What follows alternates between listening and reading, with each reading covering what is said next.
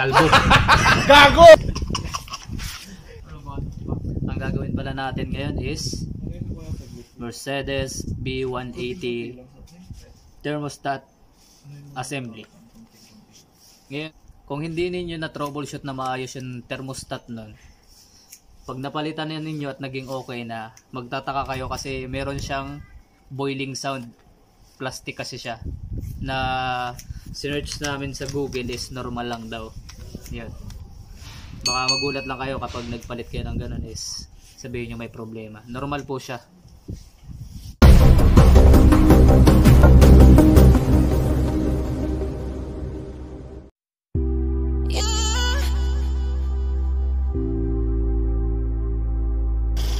Yun, okay na yung gawa natin. Matapos na. Walang leak. Ayos. So yun, sana nakatulong yung video natin. Maraming salamat.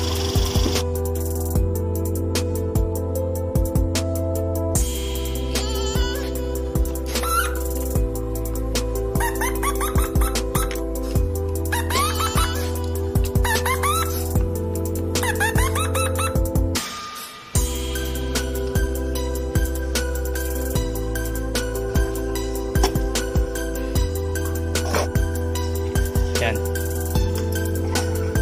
Mercedes B180 thermostat housing replacement. Kailangan mo munang tanggalin yung battery terminal. Nandito yung location nya. Tapos fuse box, dito siya kasama ng air cleaner housing.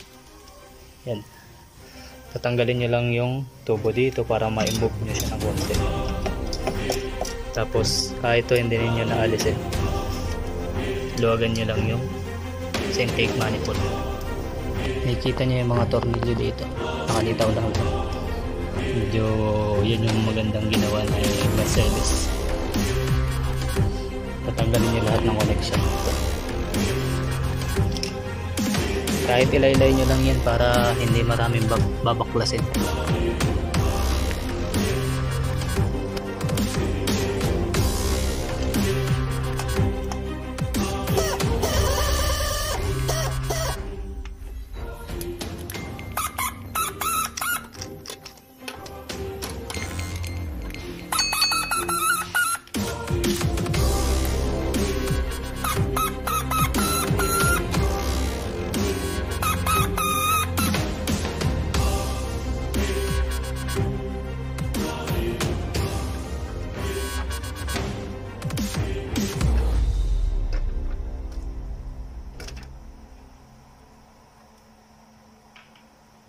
So ayun, nagpakita na yung kailangan natin palitan. Ito, thermostat housing.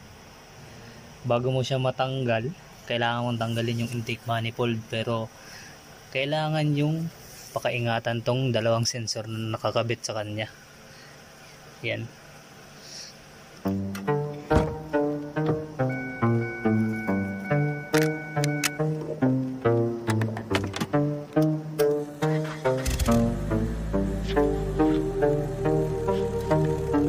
Forever is the strangest thing. It's shorter than you think. No think.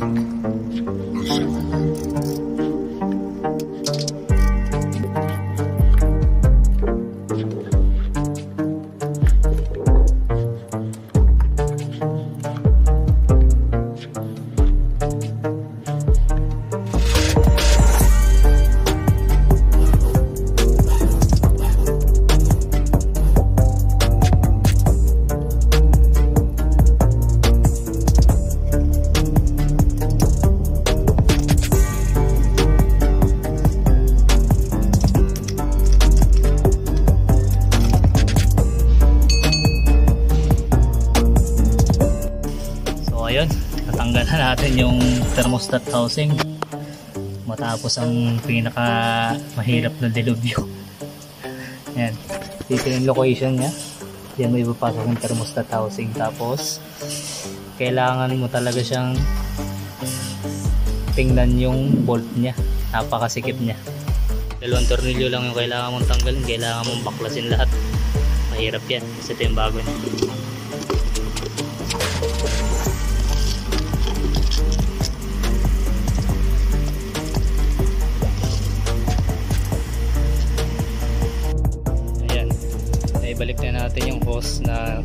dun sa luma. And kakabit naman natin to ngayon sa makina. Stay tuned lang mga guys.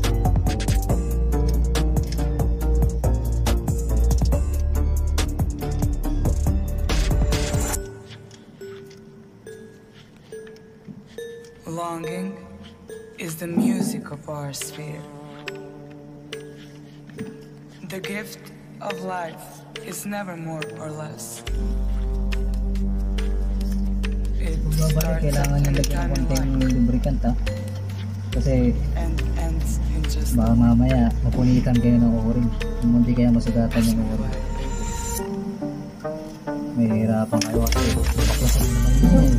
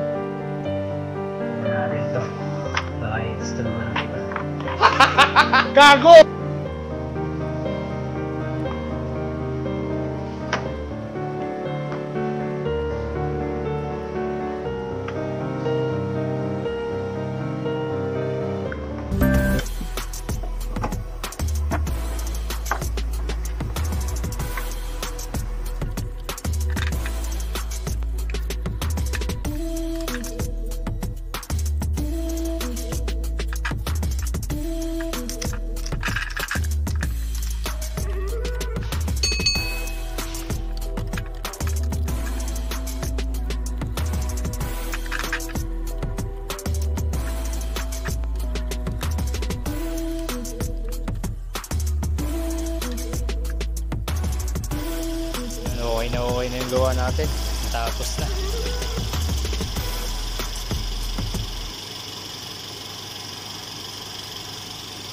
Yan. Ganda yung pagkagawa natin. Walang leak. Ayos.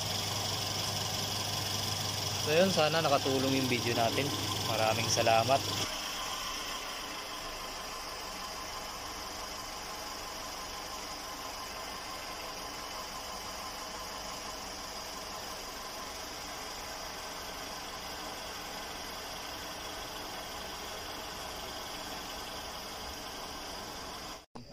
So yun, maraming salamat sa lahat ng mga sumuporta.